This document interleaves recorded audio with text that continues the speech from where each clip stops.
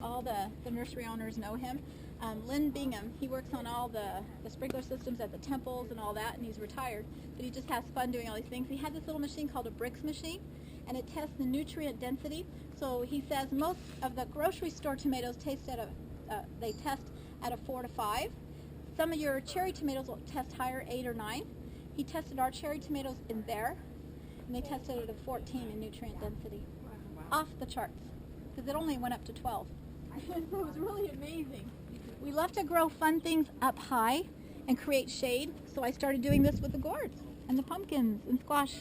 Grow them up like this, and they create shade for all the other tropical plants in here. Oh, We've wow. got sumac.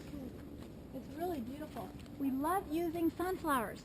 Not only is it beautiful, it brings all kinds of birds, these little yellow finches and all the others, but it also creates great shade. All kinds of bees show up on here. All kinds of shapes and sizes and colors of bumblebees and honeybees and everything. We have our own beehive in the back, and they just love being here. And so we created this nice, eventually it'll cover the gazebo, and we'll have permanent shade in there in the summertime, coming back every year. We have all the fruit trees. Here, our first hugel bed is actually our, look at, I have 40 sparrows that come, but they keep leaving because I keep bringing people through here, but they're all over the garden, and they're so happy in here, you guys, all these birds. There's 40 sparrows that come to this garden. Wow. They're always together. They're always flying around me. It's really fun. So the first hugel bed we have here, which is buried logs in the ground with manure to speed it up. Everybody come through here and stand right here. And you'll love this, you guys. Can you guys, if you can get close enough, you actually start smelling all the herbs at the same time in here. It's so beautiful. But I've got lavender, sage. I've got a special kind of comfrey. This is a regular normal comfrey, but this is called a creeping comfrey that's white on the edges and crawls. I've got echinacea, I've got English thyme, I've got onions, I've got plantain, I've got mint the best, I've got marjoram, I've got borage, which is in the comfrey family, another plantain, and you just keep on going on and on and on, and the whole thing is herbs growing together. And so strong smelling because you're growing the healthiest soil. So the density and the potency of your herbs is amazing how strong it is. So when you smell these herbs, you're like, oh wow, these are amazing.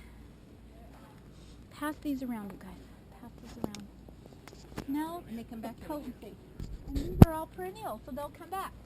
My sweet potato, because it's insulated, will keep making baby sweet potatoes. It's amazing. They're so happy, and I like to use them as a ground cover, the sweet potatoes. But they're also food under the ground. The strawberries, we like to use all wild berries instead of the hybrids.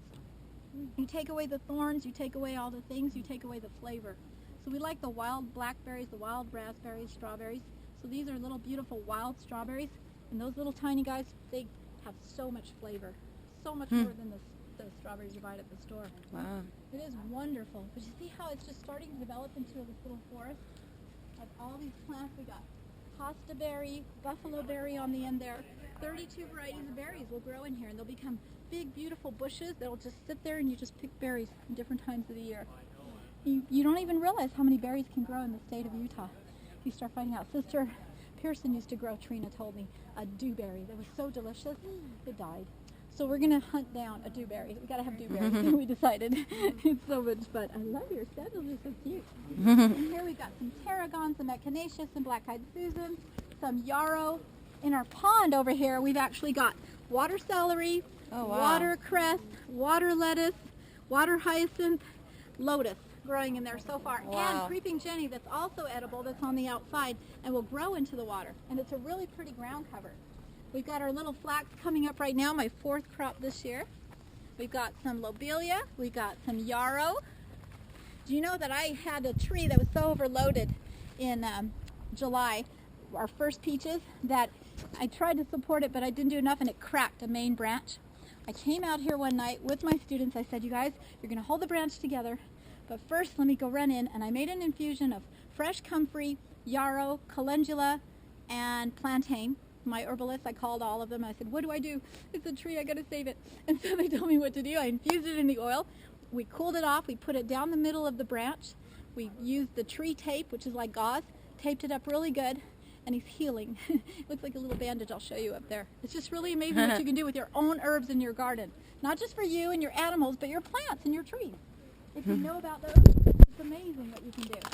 Look how happy everybody's growing in here. We've got currants growing under the D'Anjou pear tree. Look at the comfrey. Christy was like, boy, you got monster comfrey. Yeah. She says, I can't believe the size of your comfrey. Even my landscaper, Joshua, said, I can't believe the size of your comfrey. Nobody grows comfrey this big. I said, it's not me. Nature's doing this, not me. Now, remember I told you I created a little mini rainforest out there? It created its own in here. Watch out because there's a little branch there. What I want you to do is just kind of feel in here, one at a time. Just be careful. It's really growing out of control. It's a jungle.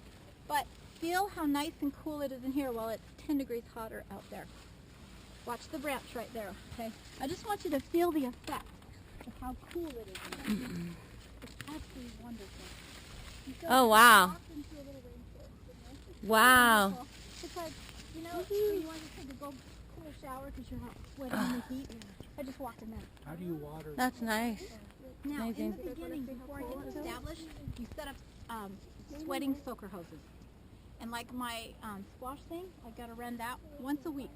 Under the ground, soaks really good because you've got so much insulation and mulch, you don't have to water very much. But in 5 years, when these trees are tall and bushes and everything, and they're established, and they're dropping their own mulch with their leaves and everything, no more watering, just what rain you get. Wow. That, It's amazing. it is amazing. What these plants can do is amazing. When you put them back together the way they're supposed to be, the way nature grows it, you know. When you look up a canyon, nobody waters it, nobody plants it, nobody fertilizes it, nobody tills it, nobody takes care of it. Yet I can go up there and eat elderberries and hawthorn berries and chokecherries and all these wonderful things, and all the herbs I can find are amazing. I have over 30 herbs I can grow at Provo Canyon and find that are medicinal and edible and wonderful. And they're all so important to have.